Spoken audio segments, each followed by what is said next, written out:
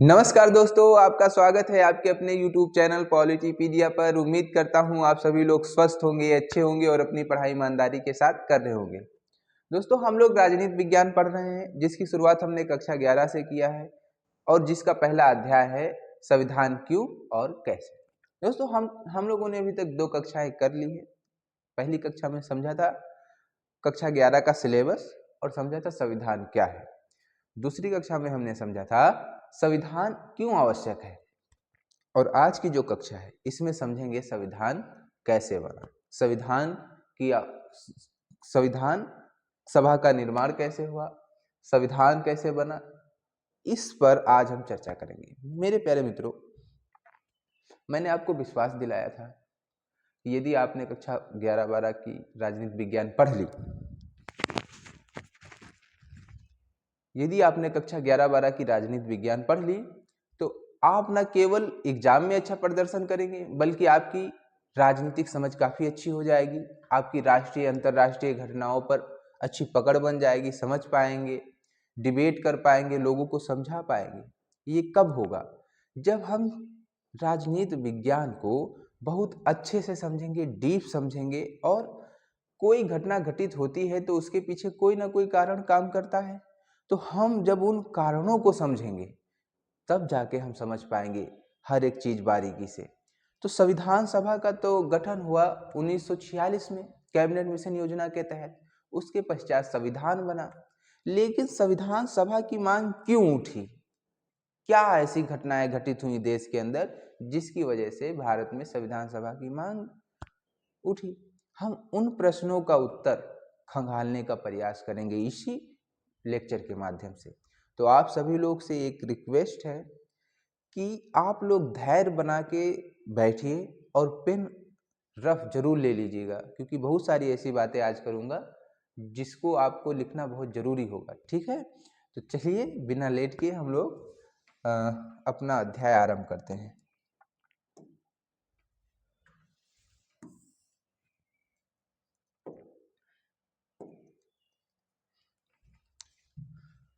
दोस्तों, हम बात करेंगे, थोड़ा बेसिक बात करेंगे। बेसिक बातें कैसी? बेसिक बातें, संविधान सभा का गठन तो 1946 में हुआ। हम सीधा 1946 से नहीं पढ़ेंगे, हम उसकी पृष्ठभूमि को समझने का प्रयास करेंगे, जिससे क्या होगा, हमारी थोड़ी सी कॉन्सेप्ट पर पकड़ बन पाएगी। जैसे अब देखिए, सुनिए,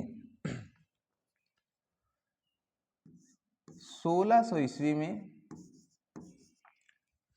1600 ईस्वी में अंग्रेज भारत आए।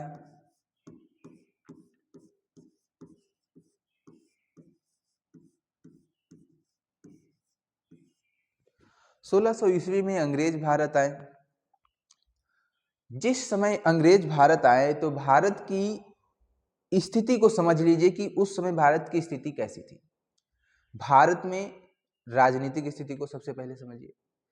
जिस समय अंग्रेज आए तो भारत की राजनीतिक स्थिति काफी जर्जर थी, बहुत ही स्थिति दयनीय थी, अस्थिरता थी। क्यों? भारत में हजारों राज्य हुआ करते थे, भारत के अंदर ही हजारों राज्य हुआ करते थे और जो राजा राज करते थे, अपना अलग अलग शासन करते थे, वो आपस में लड़ते झगड़ते रहते थे।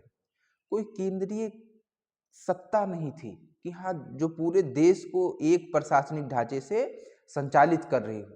देश में कोई ऐसी प्रशासनिक व्यवस्था नहीं थी। हर राज्य के अपने नियम कानून थे और वो हमेशा एक दूसरे से लड़ते झगड़ते रहते थे। तो इस प्रकार से जो भारत की राजनीतिक स्थिति थी वो स्थिर थी। अंग्रेजों ने इसको समझा। फिर जो भारत की सामाजिक स्थिति थी उसमें सती प्रथा चल रही थी, विधवाओं के साथ अन्याय हो रहा था, अस्पृश्यता का बोलबाला था, बाल विवाह हो रहा था, जाति प्रथा तो एकदम चरम रूप पर थी, धर्म के आधार पर भी लोग बहुत ज़्यादा संघर्ष करते रहते थे। इन स्थितियों को देखते हुए अंग्रेजों ने सोचा, उनके अंदर क्या, अंग्रेज आए क्यों थे ये समझिए। अंग्रेज आए थे व्यापार करने के लिए, आर्थिक लाभ प्राप्त करने के लिए। लेकिन जब उन्होंने यहाँ की राजनीतिक अस्थिरता को देखा तो उनके मन में भारत में राजनीतिक शक्ति प्राप्त करने की महत्वाकांक्षा जाग गई क्यों? ताकि वो आर्थिक लाभ कमा सके, भारत का शोषण कर सके। इस महत्वाकांक्षा को बल मिला 1757 में पहली बार, जब प्लासी का युद्ध हुआ। प्लासी का युद्ध कब हुआ? 1757 ईस्वी में। किनके मध्य हुआ? बंगाल के नवाब सिराजुद्दौला और अंग्रेजों के मध्य युद्ध हुआ, जिसमें अंग्रेज जीत जाते हैं और पहली बार अंग्रेजों के हाथ में राजनीतिक शक्ति आ जाती है। इसके पश्चात एक युद्ध और हुआ 1764 ईस्वी में। ये युद्ध हुआ बक्सर का, ये बिहार में है बक्सर, बक्सर का युद्ध हुआ। इस युद्ध के पश्चात अंग्रेजों के हाथ में पूर्ण रूप से राजनीतिक शक्ति आ जाती है और भारत में उनका आधिपत्य स्थापित हो जाता है। आप लोग इतना समझ गए? एक बार फिर से समझ लीजिए। अंग्रेज 1600 ईस्वी के आसपास भारत आते हैं, व्यापार करने आते हैं, लेकिन भारत की राजनीतिक अस्थिरता को देखते हुए उनके मन में राजनीतिक शक्ति प्राप्त करने की महत्वाकांक्षा उठती है। फिर वो क्या करते हैं? राजाओं की जो दुर्बल स्थिति है उसका लाभ उठाते हुए एक राजा को दूसरे राजा से लड़ा रहे हैं और इसी बीच उनको अवसर मिल जाता है 1757 ईस्वी में प्लासी के युद्ध में उनकी विजय हो जाती है।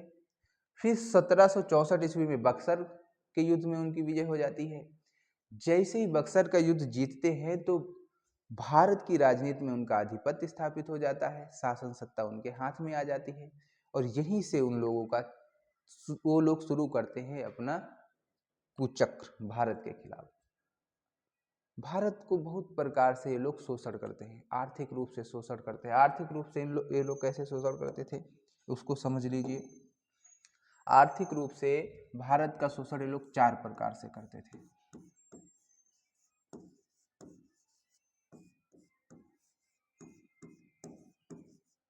एक बात का ध्यान रखिएगा, हम लोग थोड़ा डीप पढ़ रहे हैं, लेकिन एक बार जब पढ़ लेंगे तो हमारा कॉन्सेप्ट इतना क्लियर हो जाएगा कि कहीं भी जब आप बोलेंगे तो लोग एक बार सोचेंगे कि हाँ, विद्यार्थी बहुत मन से पढ़ा है राजनीति विज्ञान। ठीक है, तो आर्थिक शोषण वो 4 प्रकार से करते थे।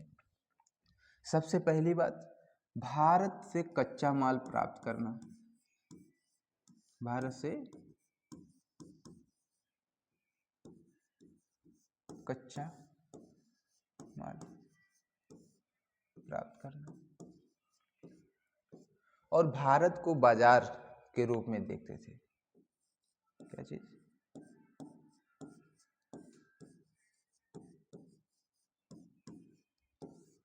ये थी उनकी आर्थिक शोषण की नीति। क्या? भारत से कच्चा माल वो इंग्लैंड अपने देश ले जाते। वो कहाँ से आए थे अंग्रेज? इंग्लैंड से। तो कच्चा माल इंग्लैंड लेके जाते थे।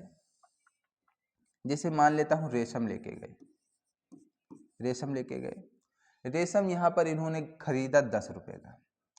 अब इस रेशम से इन्होंने अब इस रेशम से इन्होंने वहाँ अपने यहाँ कपड़ा बनाया। क्या बनाया? कपड़ा। और स्वतंत्र व्यापार के माध्यम से भारत लेकर आ गए। 10 रुपए का रेशम खरीद के लेकर गए। ठीक, फिर यहाँ आकर यही जो रेशम से कपड़ा बनाया इसको इन्होंने 20 रुपए में बेच दिया। तो एक प्रकार से देखिए, इन्होंने जो 10 रुपया दिया पहले भारतीय बाजार में, उसके बाद यहीं से 20 रुपया लेकर चले गए। 10 रुपया तो अपना वो वाला लिए ही लिए, 10 रुपया अपनी बचत में ले लिए। इस प्रकार से क्या हुआ कि भारत में जो पैसा आता था उसको फिर वापस लेकर चले जाते थे। दूसरी बात, स्वतंत्र व्यापार के नाम पर इन्होंने भारतीय बाजार को अंग्रेजी वस्तुओं से भर दिया। जहां कहीं भी देखो अंग्रेजों के द्वारा बनाई गई वस्तुएं ही मिल रही थी। स्वतंत्र व्यापार के माध्यम से, स्वतंत्र व्यापार का अर्थ ये था कि आप व्यापार करिए। ये एक देश दूसरे देश से जब व्यापार करता है तो वहां पर कोई टैक्स नहीं लगता है। तो भारत से तो जो माल जाता था उस पर टैक्स नहीं लगता, लेकिन वहां से तो भारी भरकम मात्रा में आती थी ना माल, तो उनके माल पर कोई टैक्स नहीं लगता था।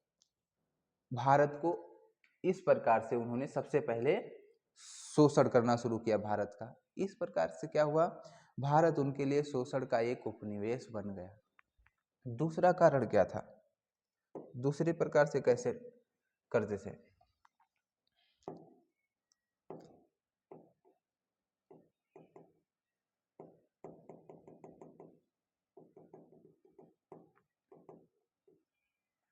क्या करते थे ये लोग, इनकी जो कर प्रणाली है, कर व्यवस्था,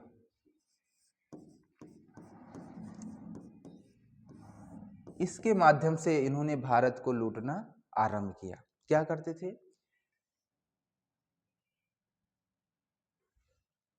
ये जो भारतीय जनता पर है भारी भरकम मात्रा पर कर लगाते थे, जिनका बोझ भारतीय जनता नहीं वहन कर पाती थी। और जो ये कर मिलता था, जब सरकार को कोई कर मिलता है तो वो उस कर का उपयोग लोक कल्याणकारी कार्यों में करता है। लेकिन ये क्या करते थे, जो पैसा इनको मिला, जो कर इनको मिला, जो धन इनको मिला, उसे इंग्लैंड लेकर चले जाते थे। कहाँ लेकर चले जाते थे, इंग्लैंड लेकर चले जाते थे, इंग्लैंड लेकर चले जाते थे।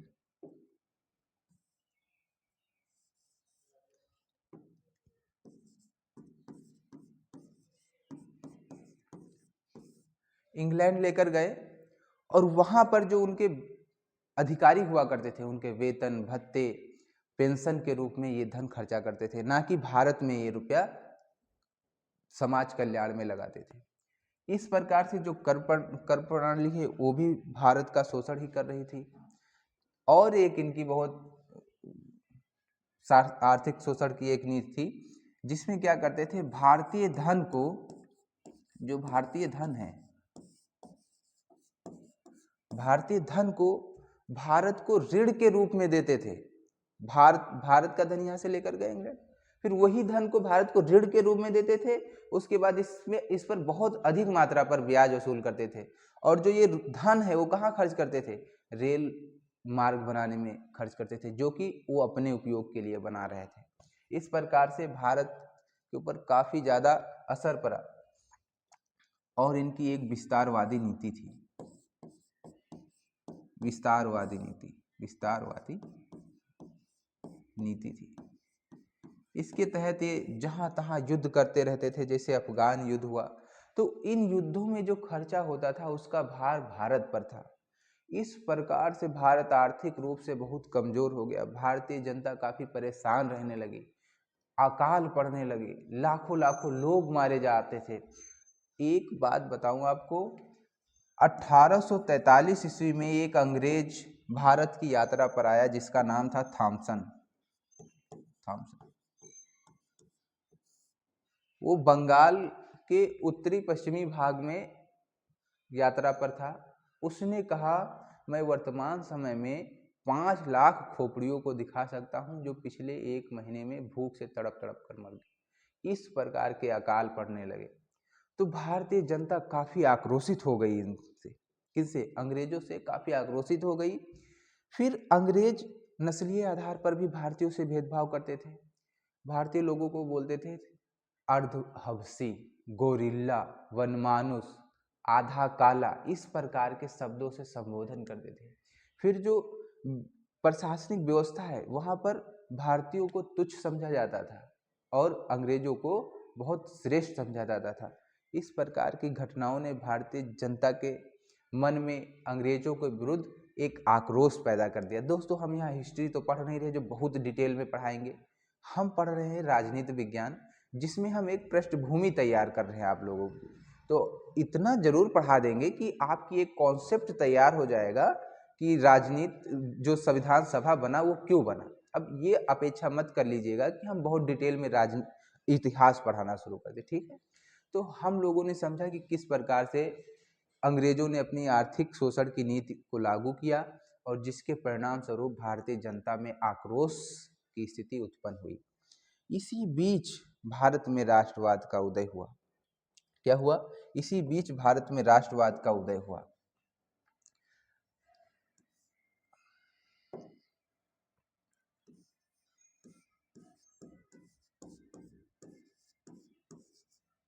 राष्ट्रवाद का उदय से क्या मतलब है मेरा, सुनिए। भारत, मैंने पहले कहा भारत है, भारत हजारों राज्यों में बटा हुआ है। भारत हजारों राज्यों में बटा हुआ है। पहले राष्ट्रवाद शब्द को हल्का सा समझेंगे, ब्रीफ में समझेंगे, एक पूरा चैप्टर है पढ़ाना राष्ट्रवाद, यहाँ हल्का सा समझेंगे। ये सारे अलग अलग देश हैं। लेकिन अंग्रेजों ने जब काम करना शुरू किया पूरे भारत में, जब इनका शासनिक प्रशासनिक व्यवस्था स्थापित हो गई, तो जो पूरे भारत की शासनिक व्यवस्था है वो एक प्रशासन के अंदर आ गया। अब यहाँ भी अंग्रेजों का राज, यहाँ भी अंग्रेजों का राज, यहाँ भी अंग्रेजों का राज, यहाँ भी अंग्रेजों का राज।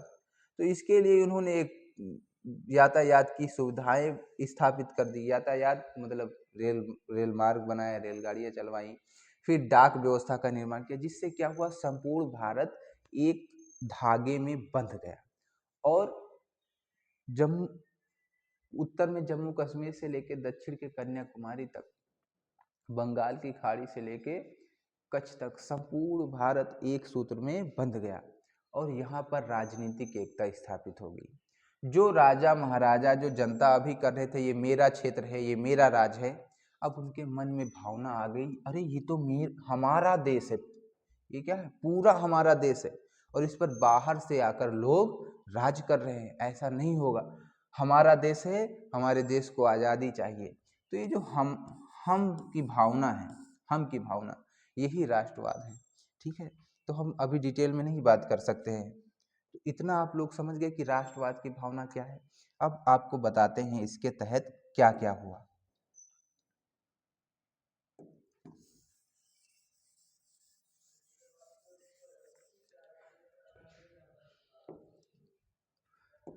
अंग्रेजों की नीति की वजह से भारत में राजनीतिक एकता स्थापित हो गई। साथ ही साथ अंग्रेजों ने भारत में अंग्रेजी शिक्षा का प्रचलन शुरू किया। अंग्रेजी पढ़कर अंग्रेजी पढ़ाकर वो भारतीयों को मस्तिष्क से अंग्रेज बनाना चाहते थे। उनका उद्देश्य अच्छा नहीं था, कभी मत सोचना कि उनका उद्देश्य अच्छा था। उन्होंने क्या सोचा, जो लॉर्ड मैकाले है, उन्होंने कहा भारतीयों को अंग्रेजी पढ़ाते हैं, वो रंग और खून से तो भारतीय रहेंगे, लेकिन मस्तिष्क से वो अंग्रेज हो जाएंगे। क्यों? क्योंकि जब वो यहाँ काम कर रहे थे तो उनको ऐसे लोगों की ज़रूरत थी जिनको अंग्रेजी आती हो और वो अंग्रेजों के लिए काम कर सके। तो उनकी जो नीति थी वो भारतीयों को रंग और खून से तो भारतीय रखना चाहते थे, लेकिन मस्तिष्क से अंग्रेज बनाना चाहते थे। इसका पॉजिटिव रिजल्ट भी पड़ा भारतीय जनता पर। क्या? उन्होंने अंग्रेजी पढ़ना सीखा, और जब अंग्रेजी पढ़ना सीखा तो जो विदेश के जो विचारक थे, जैसे कि रूसो, मील, बेंथम, इन लोगों की विचारधाराएं पढ़ी, जिसमें उन्होंने स्वतंत्रता, समानता, बंधुत्व की भावनाओं को समझा। ये भारतीय जनता पर बहुत ही पॉजिटिव रिजल्ट आया इसका। अंग्रेजी पढ़ने के पश्चात, जैसे कि अब एक गुजरात में कोई व्यक्ति रह रहा, कोई बंगाल में रह रहा, कोई तमिलनाडु में रह रहा, ये आपस में जब कभी मिलते होंगे तो कैसे बात करते होंगे? कोई एक माध्यम तो जरूर रहता होगा। तो क्योंकि तमिलनाडु का व्यक्ति जिसको तमिल आती है, गुजरात का गुजराती आती है, बंगाल का बंगाली आती है, तो जब तीनों मिलेंगे तो अब ये आपस में संवाद स्थापित कर सकेंगे। किस भाषा के माध्यम से? अंग्रेजी भाषा के माध्यम से। और देश में जो चल रही घटनाएं हैं उन पर विचार विमर्श करेंगे, फिर नीतियां बनाएंगे, संगठन बनाएंगे। इस प्रकार से अंग्रेजी भाषा का पॉजिटिव असर भी पड़ा भारत में। ये अंग्रेज नहीं चाहते थे ऐसा हो, लेकिन ये उनकी ना चाहते हुए भी ऐसी घटनाएं घटित हुई, जो कि भारत के स्वतंत्रता संग्राम में काफी महत्वपूर्ण सिद्ध हुई। और क्या हुआ? यातायात का इन्होंने, यातायात और संचार का जो है इन्होंने शुरुआत कर दी। यातायात और संचार व्यवस्था का विकास।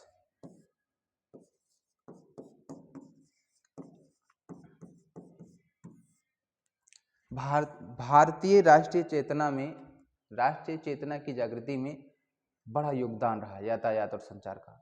अंग्रेजों ने सोचा कि संपूर्ण भारत पे अधिक जल्दी से जल्दी काम किया जा सके, आर्थिक शोषण तेजी के साथ किया जा सके, इसके लिए इन्होंने यातायात की व्यवस्था और संचार की व्यवस्था का निर्माण किया। डाक के माध्यम से, तार के माध्यम से एक जगह से दूसरे जगह तेजी के साथ काम हो सके, इन सब चीज़ों की व्यवस्था की। लेकिन इसका पॉजिटिव असर भी पड़ा। अब भारत की जनता एक स्थान से दूसरे स्थान घूमने लगी। और देश में जो चल रही समस्याएं हैं उस पर विचार करने लगी और एक दूसरे से बात विमर्श करके संगठन बनाने लगे और अंग्रेजों के खिलाफ एक माहौल खड़ा करने लगे। इस प्रकार से हम देखेंगे किस कैसे कैसे जो अंग्रेजों ने काम किया उसका पॉजिटिव असर भी पड़ा। लेकिन याद रखना, ये अंग्रेज कभी नहीं चाहते थे कि ऐसा हो, ये तो उनकी इच्छा का अनचाहा परिणाम था। फिर जो सबसे बड़ी बात है, ये बहुत ही इंपॉर्टेंट बात है, उस समय सामाजिक और धार्मिक सुधार आंदोलन आरंभ हुआ। जो सामाजिक और धार्मिक सुधार आंदोलन के नेता थे, उनको ये बात पता थी कि यदि भारतीय जनता में राजनीतिक जागृति लानी है तो सबसे पहले सामाजिक और धार्मिक जागृति लानी आवश्यक है। इसलिए उन्होंने जो समाज को एक नया रूप देने का प्रयास किया, जाति प्रथा, धर्म प्रथा, सती प्रथा, बाल विवाह, अस्पृश्यता, इन सब से बहुत संघर्ष किया और भारतीय समाज को एक नया रूप देने का प्रयास किया। साथ ही साथ राष्ट्रीय भावना को जागृत किया, देशभक्ति सिखाई। स्वामी दयानंद सरस्वती एक ऐसे व्यक्ति थे, एक ऐसे धर्म सुधारक थे जिन्होंने सबसे पहले स्वराज शब्द का उपयोग किया। स्वराज का मतलब समझते हो? उन्होंने कहा विदेशी शासन कितना भी अच्छा क्यों ना हो, स्वराज से अच्छा नहीं हो सकता। इस प्रकार से सबसे पहली बार भारतीय जनता ने सुना स्वराज शब्द। स्वराज से उनके मन में इच्छाएं प्रगाढ़ रूप से उत्पन्न हुई कि अब हमारा देश, हमारा राष्ट्र जो है उस पे हमारा शासन होगा, स्वराज हमें मिलना चाहिए। इस प्रकार से आप देख रहे हैं कि कैसे कैसे देश आगे बढ़ रहा है। लोगों के अंदर अंग्रेजों के विरुद्ध किस प्रकार से इच्छाएं जागृत हो रही, हम देख रहे हैं। क्रम बाय क्रम इसी तरह चलते चलेंगे हम लोग, ठीक है। यातायात और संचार का विकास हुआ भारत में, इसका पॉजिटिव असर पड़ा। फिर जो विदेशी घटनाएं हुई, इस पर बहुत गौर से आप लोग ध्यान देंगे। विदेशी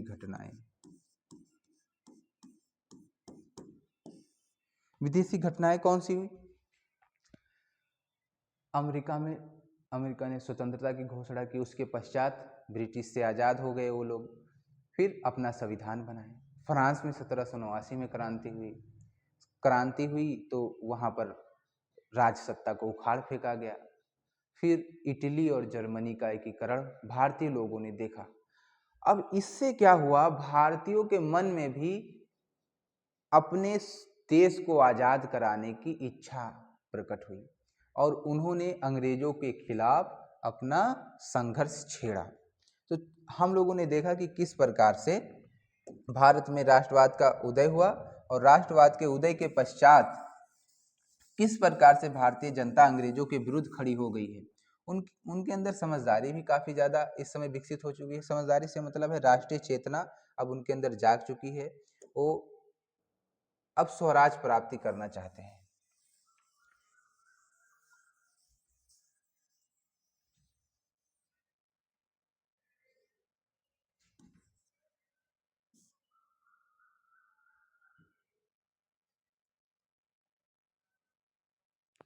हम लोगों ने क्या क्या पढ़ा? 1600 ईस्वी में अंग्रेज आए। अंग्रेजों ने यहाँ की राजनीतिक अस्थिरता को देखते हुए इसका लाभ उठाया और फिर 1764 ईस्वी में भारत पर इनका आधिपत्य हो गया क्योंकि बक्सर के युद्ध में ये जीत गए। उसके पश्चात इन्होंने आर्थिक शोषण किया, भारत का बहुत बुरी तरीके से आर्थिक शोषण किया। 4 प्रकार से शोषण करते थे, वो मैंने बता दिया। फिर इसी बीच भारत में राष्ट्रवाद का उदय हुआ इनके दमनकारी नीतियों की वजह से। जब राष्ट्रवाद का उदय हुआ तो लोगों के अंदर राष्ट्र के प्रति प्रेम, भक्ति और बलिदान की भावना भी उत्पन्न हुई। उनके अंदर राजनीतिक समझ विकसित हुई और वो अंग्रेजों के विरुद्ध आकर खड़े हो गए और संघर्ष करना आरंभ कर दिया, स्वराज की मांग करने लगे। आप जो ये स्वराज शब्द सुन रहे हैं बार बार, स्वराज शब्द,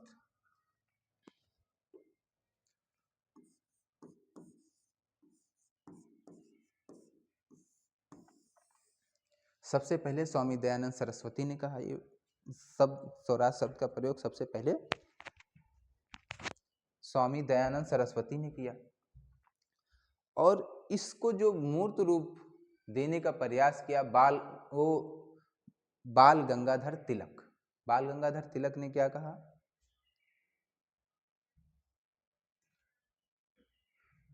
स्वराज मेरा जन्म सिद्ध अधिकार है और मैं इसे पाकर ही रहूंगा। इस प्रकार से लोगों के मन में स्वराज की भावना आ गई। स्वराज से मतलब ये था कि हमारा देश होगा, हमारा देश है, हमारा राज होगा, हमारी सरकार होगी, ये अंग्रेज विदेशी हैं, इनका राज हमें नहीं चाहिए। तो इस प्रकार से उनके मन में स्वराज की भावना उत्पन्न हुई और यही स्वराज की भावना आगे चलकर संविधान सभा की मांग करती है। कैसे? आप समझ लेते हैं हम लोग।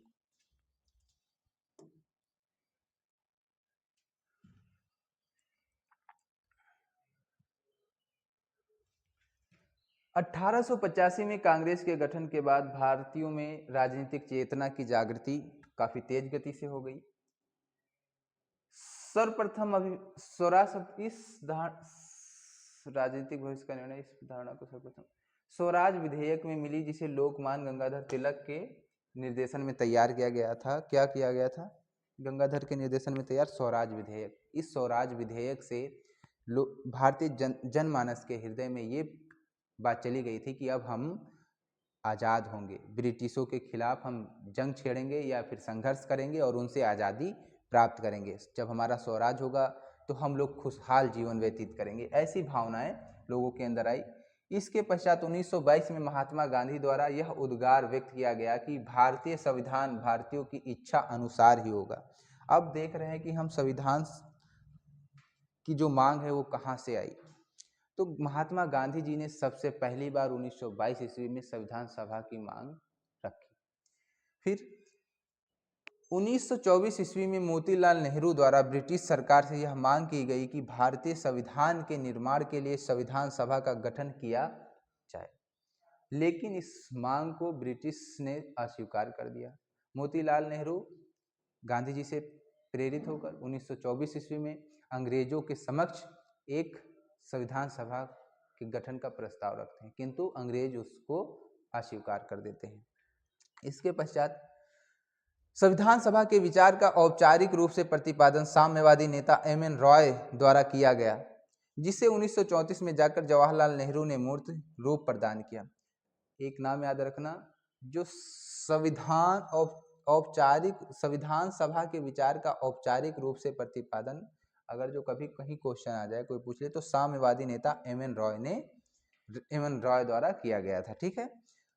नेहरू जी ने कहा कि यदि यह स्वीकार किया जाता है कि भारत के भाग की एकमात्र निर्णायक भारतीय जनता है, तो भारतीय जनता को ही अपना संविधान निर्माण करने की पूर्ण स्वतंत्रता होनी चाहिए। ठीक है।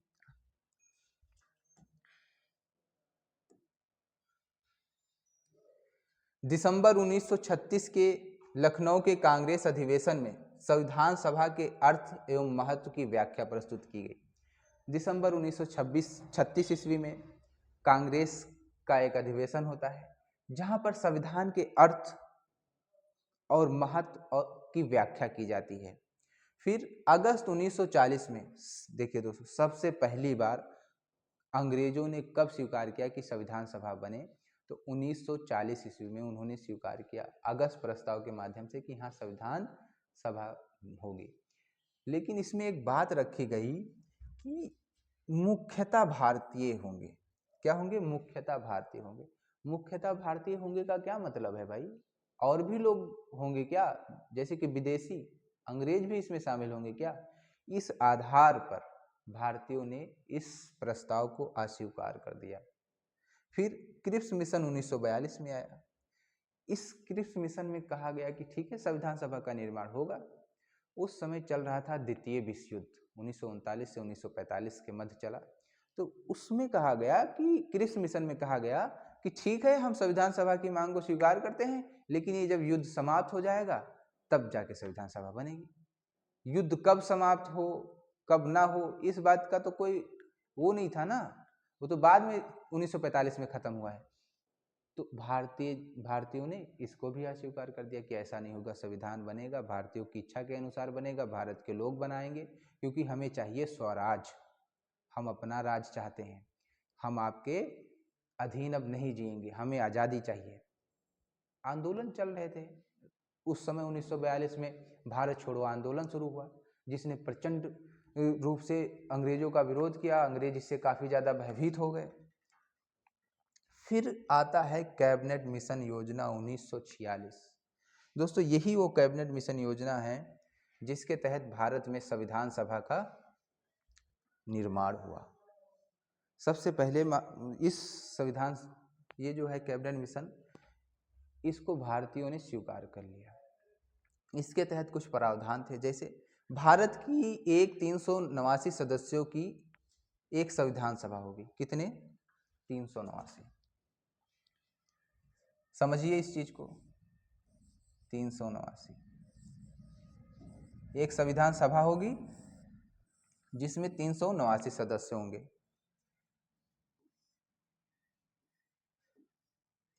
दो 296 ब्रिटिश भारतीय प्रांतों से होंगे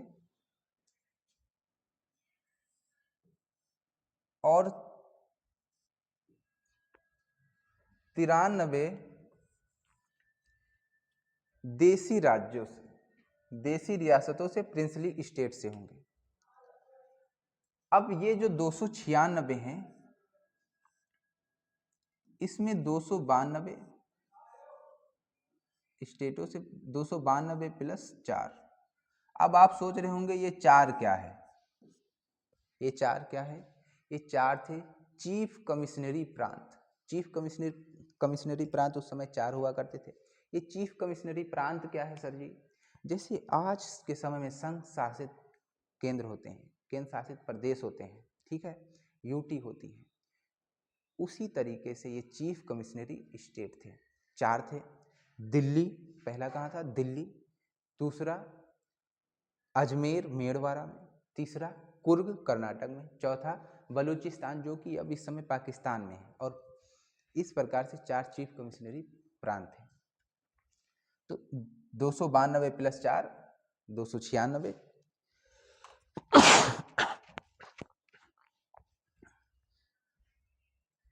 92 और 93 देसी रियासतों से। जो ये 296 हैं, ये अप्रत्यक्ष रूप से निर्वाचित होके आएंगे। और जो 1935 का भारतीय शासन अधिनियम था, उसके तहत जो विधानसभा का गठन किया गया था, उससे निर्वाचित होके आएंगे। और प्रत्येक वर्ग के व्यक्तियों को इसमें लाया जाएगा। और जो 93 देसी रियासतों के सदस्य हैं, ये मनोनीत होकर आएंगे। इसके लिए एक समिति बनेगी और समितियों के द्वारा इनका मनोनयन किया जाएगा और ये मनोनीत होकर आएंगे। और क्या प्रावधान था? निर्वाचन से बांटी जाने वाली सीटों का संप्रदाय के आधार पर 3 समुदायों में बांट दिया जाएगा।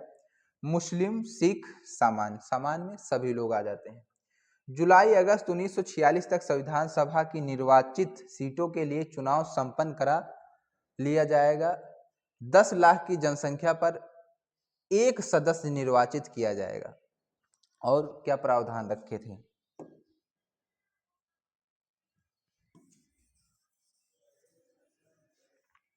और क्या प्रावधान रखे थे? कि जुलाई अगस्त 1946 तक चुनाव करा लिया जाए और 10 लाख की जनसंख्या पर, 10 लाख की जनसंख्या पर एक सदस्य का चुनाव हो, एक सदस्य का चुनाव हो। वो चुनाव होता है। 208 सीटें कांग्रेस को मिलती हैं। कितनी मिलती हैं? 208 सीटें कांग्रेस को मिलती हैं। 73 सीटें मुस्लिम लीग को मिलती है। मुस्लिम लीग को कितनी मिलती है? 73 सीटें। इस प्रकार से कांग्रेस को भारी भरकम सीटें मिल जाती हैं और जो कि मुस्लिम लीग को हजम नहीं होता है। ठीक, तो फिर हम लोगों ने ये भी देख लिया कि चुनाव में कांग्रेस को बहुमत प्राप्त है।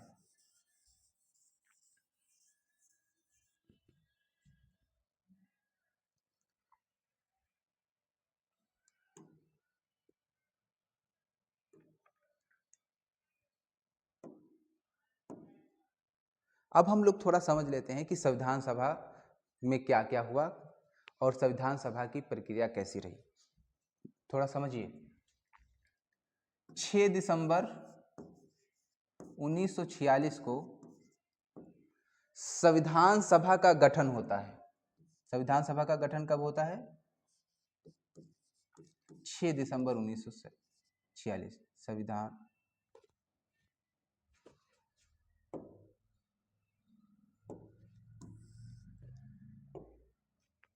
संविधान सभा का गठन, संविधान सभा गठित होती है, संविधान सभा गठित होती है। याद रखना, गठित हुई है 6 दिसंबर को और इसकी पहली बैठक होती है 9 दिसंबर 1946। 9 दिसंबर 1946 इसके पहली बैठक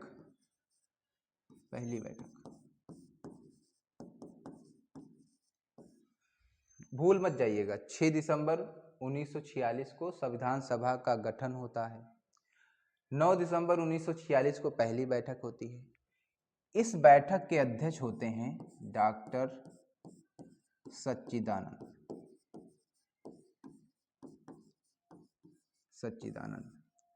डॉक्टर सच्चिदानंद अध्यक्ष हैं, अस्थायी अध्यक्ष हैं, अस्थायी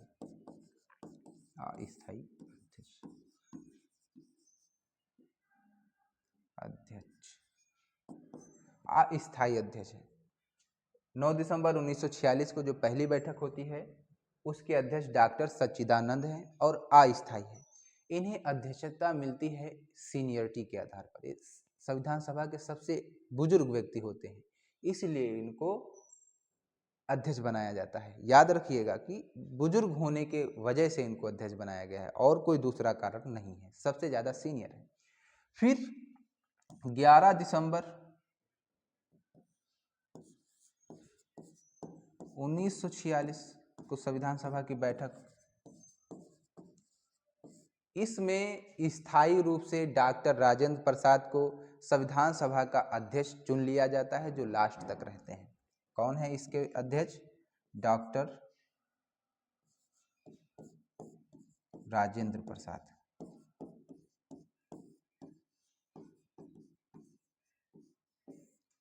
अध्यक्ष है। अब 13 दिसंबर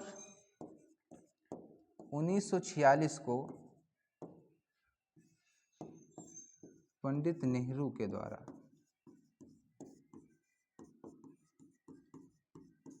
एक उद्देश्य प्रस्ताव संविधान सभा में पेश किया जाता है।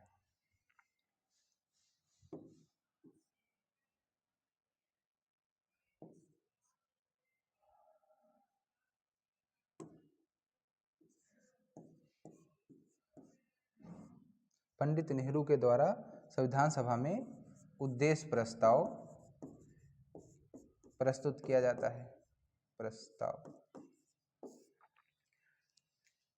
देख लीजिए, 6 दिसंबर को संविधान सभा का गठन, 9 दिसंबर 1946 को पहली बैठक, अध्यक्ष डॉक्टर सच्चिदानंद अस्थायी रूप से।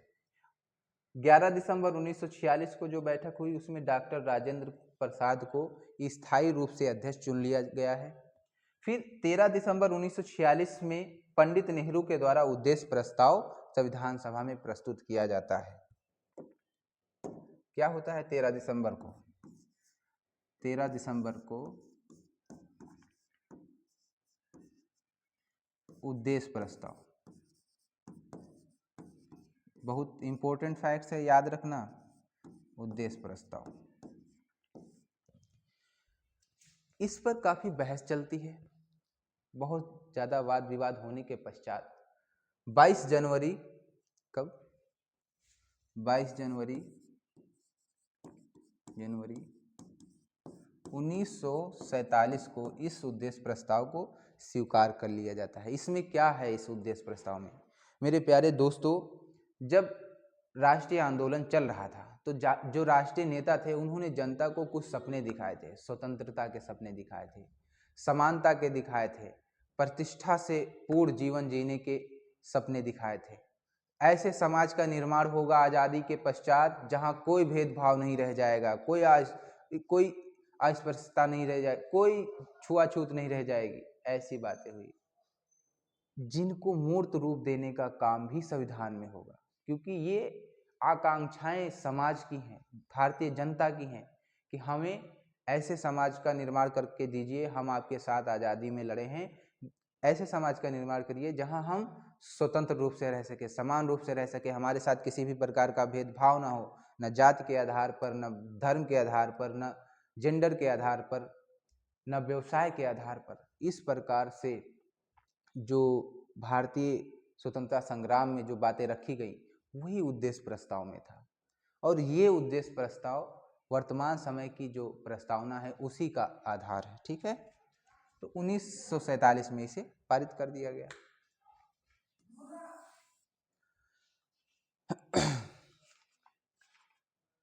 संविधान सभा की जो पहली बैठक हुई उसमें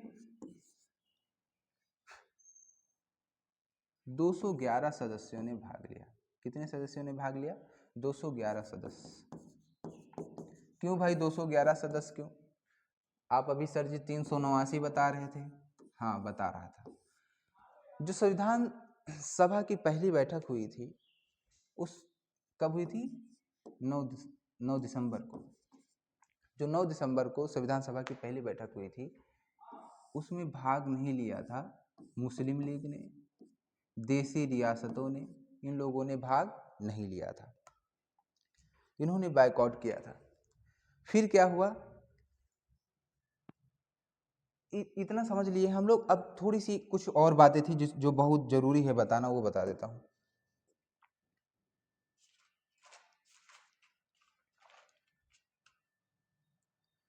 माउंटबेटन योजना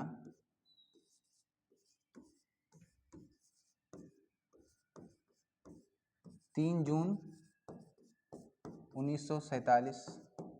माउंटबेटन योजना आती है 3 जून 1947। इस योजना के तहत भारत को स्वतंत्र करने की बात कह देते हैं।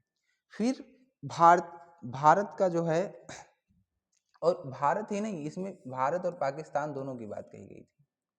इसकी भारत और पाकिस्तान, एक तरफ भारत दूसरी ओर पाकिस्तान की। इसमें कहा गया कि 30 जून 1948 से पहले आपको आज़ाद कर दिया जाएगा। ठीक है, ये माउंटबेटन योजना आप समझ लीजिए कि कब आया? 3 जून 1947 को आया, और भारत और पाकिस्तान दो देशों का निर्माण 30 जून 1948 से पहले किया जाएगा। ये क्यों बता रहा हूँ अभी बताऊंगा मैं, इसका बड़ा इंपॉर्टेंट रोल है संविधान सभा में।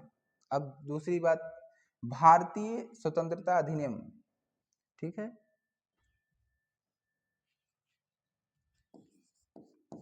भारतीय स्वतंत्रता अधिनियम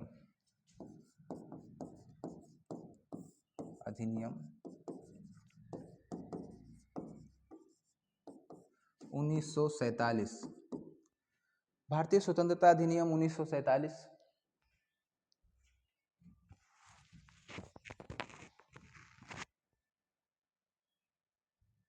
भारतीय स्वतंत्रता अधिनियम 1946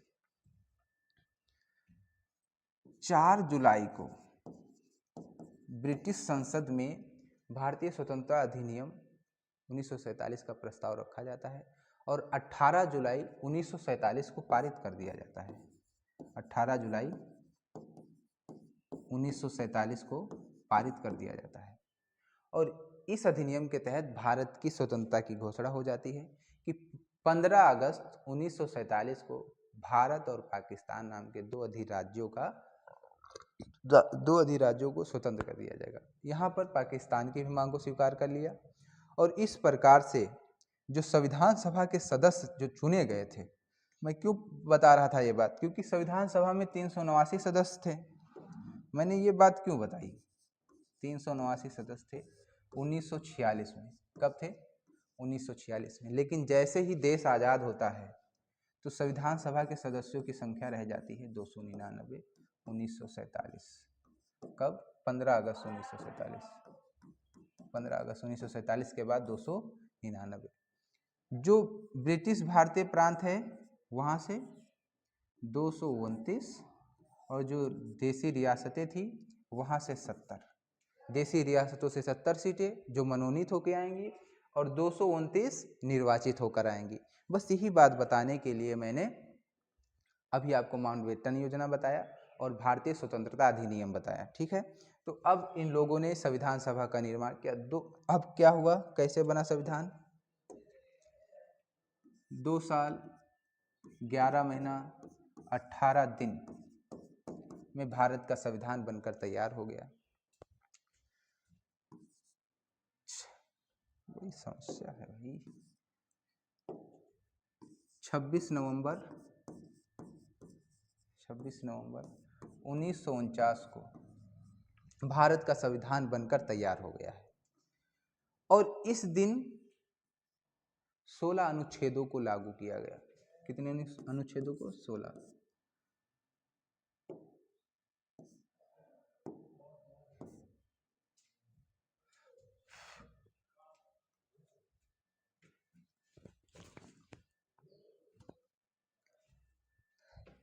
पढ़ने आइए एक बार। 16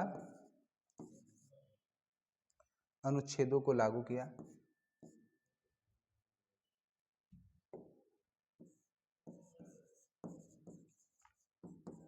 सोलह अनुच्छेदों को लागू और 24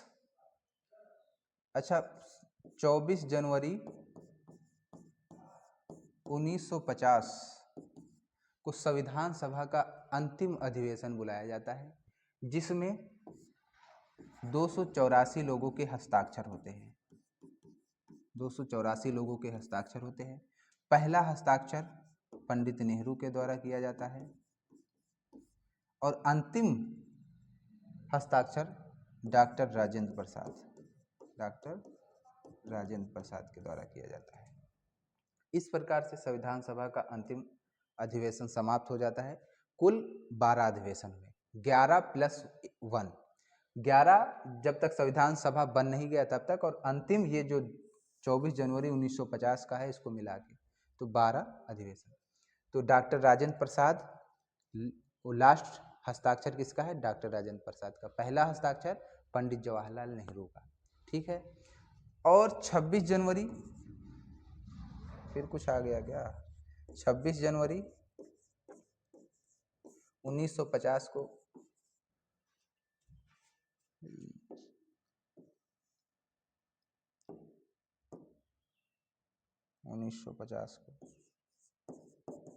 भारत का संविधान संपूर्ण रूप से लागू हो जाता है। दोस्तों, हम लोगों ने समझा कि भारत का संविधान, जो संविधान सभा की मांग है वो क्यों हुई, फिर संविधान सभा का गठन समझा और फिर संविधान बन गया ये समझे। अब हम नेक्स्ट वीडियो में पढ़ेंगे कि संविधान जो बना उसके क्या स्रोत हैं, देशी स्रोत, विदेशी स्रोत, ये पढ़ेंगे। फिर पढ़ेंगे भारत के संविधान की विशेषता।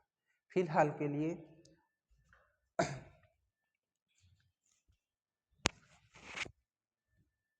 लिए आज के लिए इतना ही। फिर हम लोग मिलेंगे अगले अध्याय में। तब तक के लिए आप लोग खुश रहिए, मस्त रहिए और अपनी लाइफ एंजॉय करते रहिए।